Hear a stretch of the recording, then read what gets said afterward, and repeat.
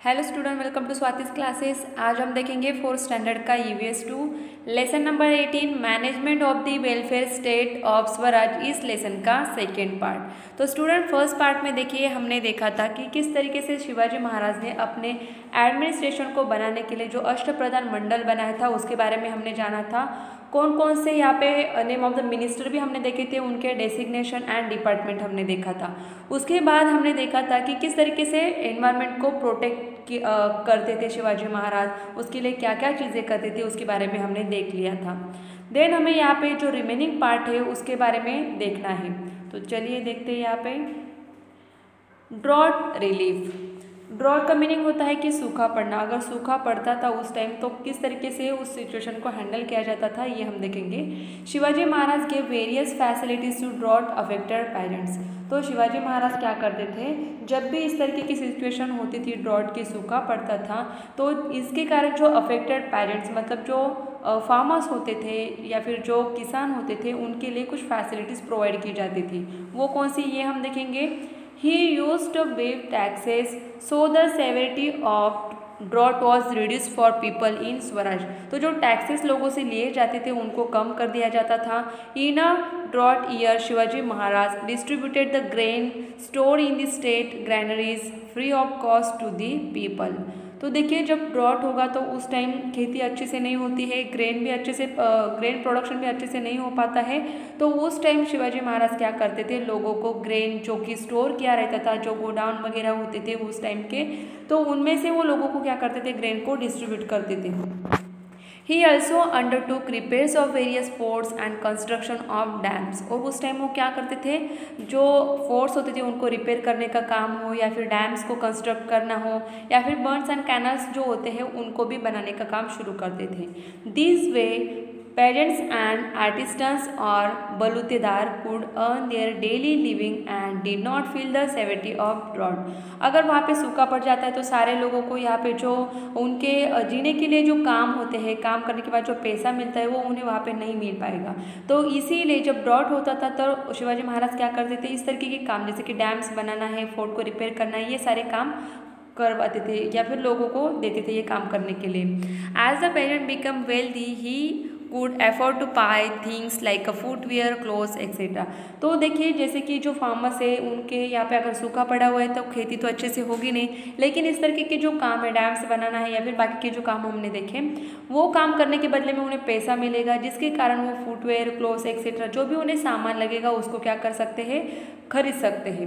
And this provided work to the artisans. तो जो लोग आर्टिसंस होते हैं, कपड़े बनाने वाले हो या फुटवेयर बनाने वाले हो, उनको भी काम मिल जाएगा यहाँ पे। Those who were homeless till then develop the capacity to build their own houses. ऐसे लोग, होमलेस मतलब जिनके पास खुद का घर नहीं है, वो लोग क्या करेंगे, ऐसे जो काम करेंगे उससे जो पैसा आएगा उससे अपने घर भी बनाते थे। These in turn provided work to the mason, the carpenters, the blacksmith, the brick makers। तो इससे क्या होगा, जो सारे लोग हैं यहाँ पे उनको क्या होगा, काम मिलता जाएगा।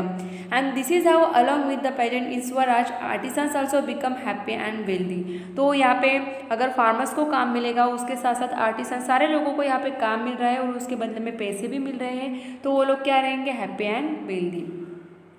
नेक्स्ट देखेंगे sea trade and other markets।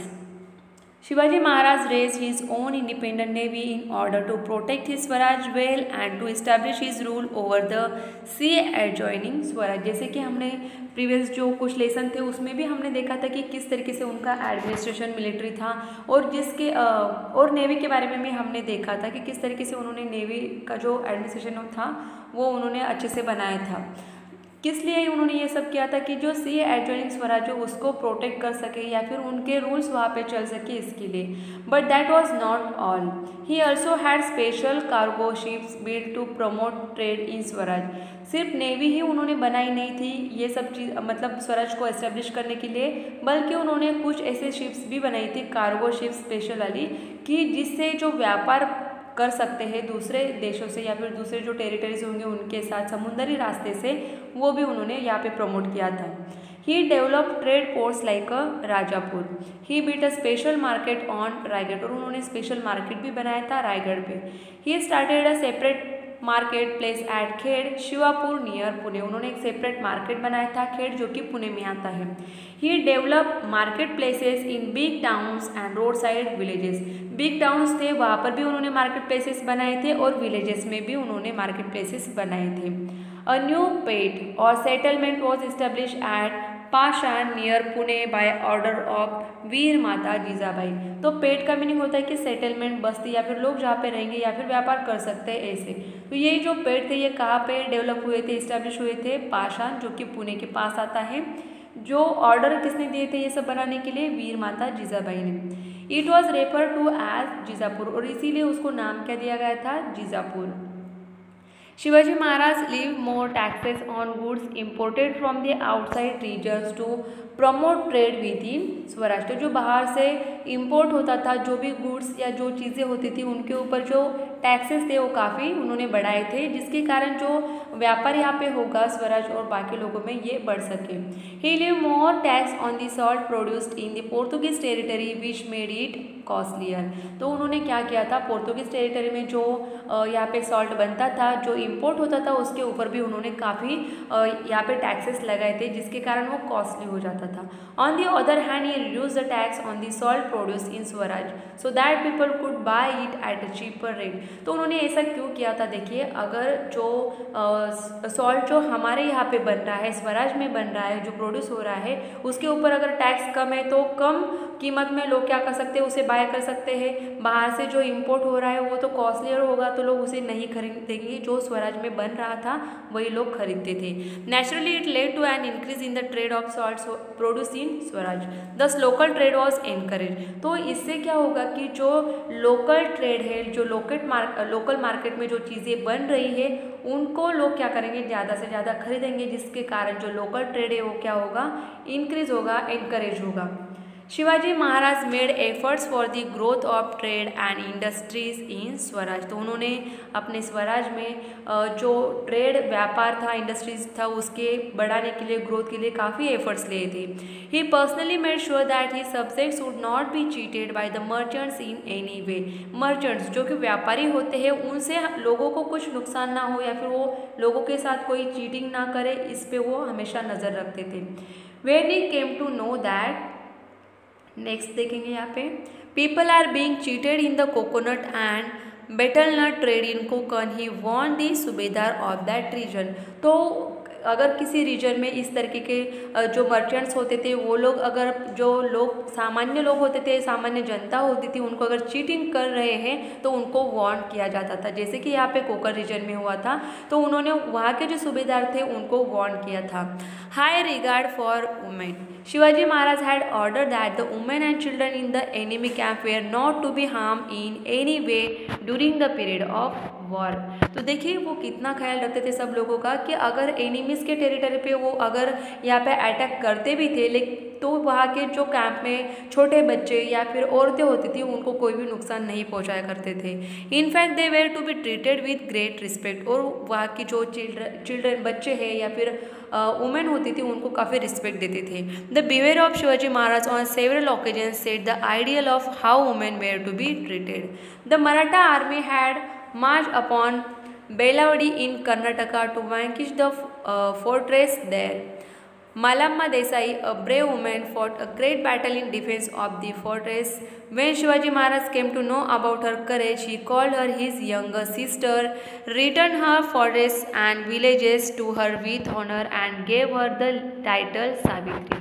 तो देखिए जब इन्होंने यहाँ पे बेलावड़ी जो कर्नाटक में था वहाँ पे उन्होंने जो कैंपेन किया था या फिर वहाँ पे जो लड़ाई की थी, वहाँ पे मालम्मा देसाई नाम की जो ब्रेव वुमेन थी उसने काफ़ी अच्छे से ये बैटल को डिफेंस किया था, ये फोर्ट्रेस जो थे उनको डिफेंस किया था। तो इसके कारण शिवाजी महाराज ने उन्हें क्या कहा था? अपनी यंगर सिस्टर के जैसे माना था और उनका जो फोर्ट है या फिर जो भी टेरिटरी उन्होंने जीती थी उसको रिटर्न कर दिया था और उन्हें ऑनर किया गया था एक नाम के साथ, एक टाइटल के साथ। वो क्या था? Savitri. Vigilance regarding cleanliness.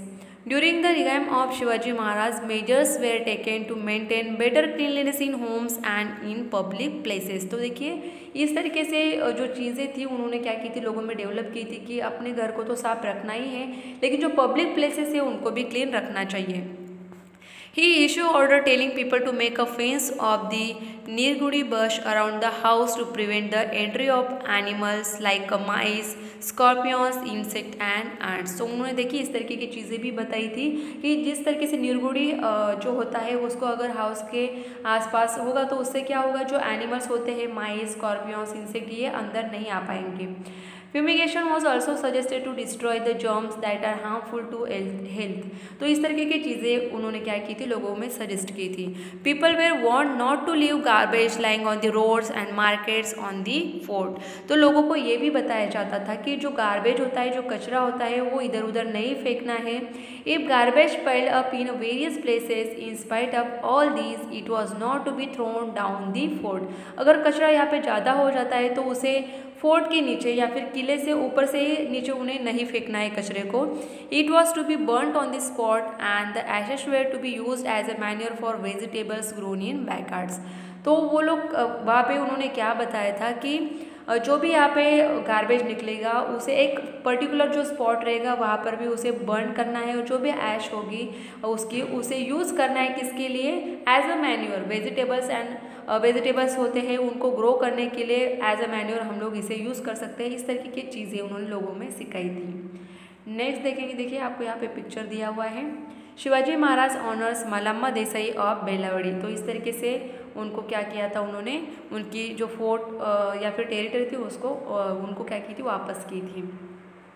Shivaji Maharaj management of forts, guns and fire arms, his navy, protection of the environment, water management, sea trade, markets, cleanliness and hygiene is a guiding force for us even today. तो उन्होंने ये सारी जो चीज़ें उस time सिखाई थी, ये आज भी हम लोग क्या कर रहे हैं, सीख रहे हैं। जो कि सीखने वाली अच्छी चीज़ें उन्होंने सिखाई थी, इसके लिए काफ़ी दिनों तक तो लोग क्या करेंगे, इसे याद करेंगे। ये सारी चीज़ें उनसे सीखने जैसी थी जो हमें सीखनी चाहिए आज। Hindavi Swaraj. Hindavi Swaraj was a dream of Shivaji Maharaj. Anyone who live in Hindustan, no matter to what religion or community they belong, was a Hindavi, their raj was Hindavi Swaraj. तो हिंदवी स्वराज क्या है, तो शिवाजी महाराज जो थे उनका ये सपना था कि अपना खुद का एक हिंदवी स्वराज हो जो कि इंडिपेंडेंट हो और कोई भी लोग यहाँ पे गुलामी ना करें। तो जो भी लोग यहाँ पे हिंदुस्तान में, इंडिया में रहने वाले जो भी लोग हैं, भले ही वो किसी भी रिलीजन के हो, किसी भी कम्युनिटी के हो, लेकिन वो क्या होंगे, हिंदवी होंगे। और ऐसे सारे लोगों का राज यहाँ पे है, इसके लिए हिंदवी स्वराज से कहलाया जाएगा। रिलीजियस टॉलरेंस क्या होता है ये हम देखेंगे। The religious policy of Shivaji Maharaj was liberal. In this campaign he never cause any harm to mosque. तो देखिए रिलीजियस टॉलरेंस मतलब क्या, जो दूसरे धर्म होते थे उनको भी वो टॉलरेट करते थे। If he came across a copy of the Quran Sharif, he would respectfully pass it on to the Muslim. तो इस तरीके की ये सारी जो चीज़ें हैं उनको देखकर हमें यही समझ में आता है कि किस तरीके से उन्होंने बाकी जो रिलीजन थे उनको भी टॉलरेट किया था। He never hated Muslim simply because they were Muslim. तो उन्होंने किसी भी धर्म को यहाँ पे इस तरीके से हेट नहीं किया था। If a person who had change his religion wish to return to his original religion, Shivaji Maharaj always help him. तो जैसे कि कुछ राजा क्या, जो किंग्स होते थे वो क्या करते थे, अगर उन्होंने कोई किसी टेरिटरी को जीता है तो वहाँ के लोगों को उनका जो धर्म होता था उसमें क्या किया जाता था, ट्रांसफ़र मतलब चेंज किया जाता था सारे लोगों का जो भी रिलीजन है। लेकिन यहाँ पे क्या होता था कि शिवाजी महाराज क्या करते थे, ऐसे लोग जिनका किसी राजा ने या फिर किसी भी कारण उनका अगर रिलीजन चेंज हुआ है और उन्हें अपने ओरिजिनल रिलीजन में फिर से वापस आना है, तो शिवाजी महाराज उनकी हेल्प करते थे। His brother in law Bajaji Naik Nimbalkar was in the service of Adil Shah of Bijapur. Adil Shah made him accept the Muslim faith. तो देखिए उनके जो यहाँ पे ब्रदर इन लॉ थे उन्होंने भी क्या किया था, यहाँ पे आदिल शाह जो थे उनके यहाँ पे वो काम करते थे या फिर उनके सर्विस में थे, इसके लिए वो भी क्या बन गए थे, मुस्लिम बन गए थे। Bajaji made Bijapur his home. He lack for nothing but he was unhappy that he had change his religion.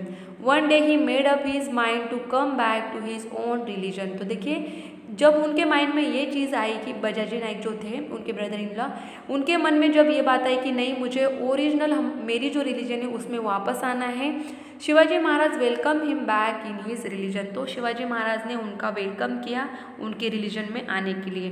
The story of Netaji Palkar is similar. जो नेताजी पालकर थे उनकी भी स्टोरी सेम ही है। उन्होंने भी पहले रिलीजन चेंज किया था, बाद में फिर से ओरिजिनल रिलीजन में वो वापस आ गए थे। His religion had been changed, but he wished to return to his original faith. Shivaji Maharaj accepted him back into his religion। तो इस तरीके से उन्होंने क्या किया था, लोगों ने जो किसी कारण अपने रिलीजन को चेंज किया था उनको फिर से अपने ओरिजिनल रिलीजन में वापस आने दिया था। रिमेंबर हिम, तो हमें छत्रपति शिवाजी महाराज जो है उनको हमेशा याद रखना चाहिए। क्यों, ये हम देखेंगे अभी। Shivaji was a torch bearer in the dark night of slavery. तो इसका मीनिंग ये होता है कि जिस टाइम हर जगह पे जो लोग जो किंग वगैरह होते थे, ये एक टेरिटरी जीतने के बाद या फिर बैटल जीतने के बाद क्या करते थे, जो भी जनता वाक्य होती थी, जो लोग होते थे उनको गुलामी करने के लिए बोलते थे। और जो सारा देश है उस टाइम हमारे जो लोग हैं ये स्लेवरी मतलब गुलाम बन चुके थे। तो ऐसे डार्क नाइट ऑफ स्लेवरी, तो डार्क नाइट क्यों कहा गया है, क्योंकि लोग वहाँ पे गुलामी कर रहे थे। तो ऐसे लोगों के लिए वो टॉर्च बेरर बन के आए, मतलब एक बोलते हैं ना कि अंधेरे में उन्होंने एक रोशनी की यहाँ पे क्या की थी, उम्मीद जगाई थी लोगों में और स्लेवरी से गुलामी से निकलने के लिए कोशिश की थी। A fighter who got the better of all difficult situation. वो इस तरीके के फाइटर थे कि उन्होंने काफ़ी सारे डिफिकल्ट सिचुएशन को अच्छे से हैंडल किया था। Who slowly but surely increase his strength while giving fight to powerful enemies. तो देखिए पहले से ही स्वराज इतना इस्टेब्लिश हो चुका था क्या, नहीं, यहाँ पे धीरे धीरे करके स्लोली करके उन्होंने अपनी स्ट्रेंथ को बढ़ाया और उसके बाद जो पावरफुल एनिमीज थे उनको भी उन्होंने क्या किया था, हराया था। Who encourage his comrades and fool his opponents and in the end achieve his goal. और ये सारे जो लोग थे उनके अपोनेंट्स जो थे, पावरफुल एनिमीज थे, उनको हराने के बाद उन्होंने ये अपना गोल अचीव किया था। He was a model son, a caution leader, a skilled organizer, a benevolent administrator, a clever military strategist, a great warrior, a terror to the weak, a defender of the good and an effort maker। तो देखिए इतनी सारी जो adjectives उनके लिए use किए गए हैं, ये क्यों यूज़ किए गए हैं। देखिए स्टूडेंट, हमने जो प्रीवियस सारे जो लेसन हमने देखे उसमें हमने देखा है कि किस तरीके से उन्होंने स्वराज को डेवलप किया था।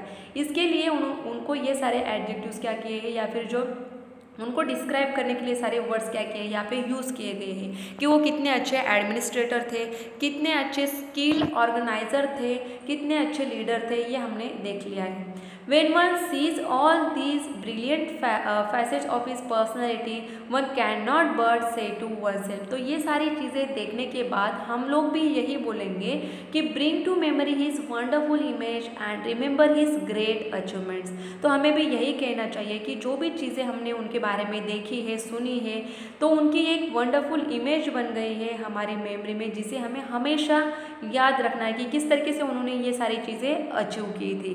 तो देखिए यहाँ पे उनकी हमें एक इमेज भी दी है, फोटो दिया हुआ है। Bring to memory the wonderful image of Shivaji Maharaj. तो देखिए अभी भी लोग क्या करते हैं, छत्रपति शिवाजी महाराज की जो जयंती है उसे सेलिब्रेट करते हैं काफ़ी ज़ोरों शोरों से। डू यू नो में हमें दिया है, Shivaji Maharaj had great respect for saints and holy man. जो सेंट होते थे, संत महात्मा होते थे, उनको काफ़ी रिस्पेक्ट करते थे। He honour temples, he also give protection to masjid, he respect both the Bhagavad Gita and the Quran Sharif. तो उन्होंने इस तरीके से रिलीजन को डिफ्रेंशिएट नहीं, अलग नहीं रखा था या फिर अलग उनकी सोच नहीं थी। उन्होंने हमेशा बाकी की जो रिलीजन्स थे उनको भी उन्होंने क्या किया था, टॉलरेट किया था। वो टेम्पल को जितना मानते थे उतना ही वो मस्जिद को भी मानते थे और जितना रिस्पेक्ट भगवद गीता को देते थे उतना ही कुरान शरीफ को भी उन्होंने रिस्पेक्ट दिया था। He give protection to Christians churches also. उन्होंने जो क्रिश्चियन चर्चेस होते थे उनको भी प्रोटेक्ट किया था। He honour learn man, Parmanand, Gaga Bhatt, Dhundiraj Bhushan and other learn man receive his patronage. He bestowed great honor on saint Tukaram, Samarth Ramdas, Baba Yakut and Mauni Baba. तो ये जो सारे संत थे उनको काफ़ी मानते थे, रिस्पेक्ट भी देते थे। तो देखिए स्टूडेंट, ये हमारे EVS 2 का सबसे लास्ट वाला लेसन था और इस पूरे सिलेबस में, पूरे बुक में हमने क्या किया है कि छत्रपति शिवाजी महाराज जो थे उनकी पूरी हिस्ट्री हमने अच्छे से पढ़ ली है। आई होप स्टूडेंट आपको ये लेसन भी अच्छे से समझ में आया होगा और ये वीडियो भी अच्छी लगी होगी। वीडियो अगर आपको अच्छी लगे तो वीडियो को लाइक ज़रूर कीजिए और चैनल को अभी तक सब्सक्राइब अगर नहीं किया तो सब्सक्राइब भी ज़रूर कीजिए।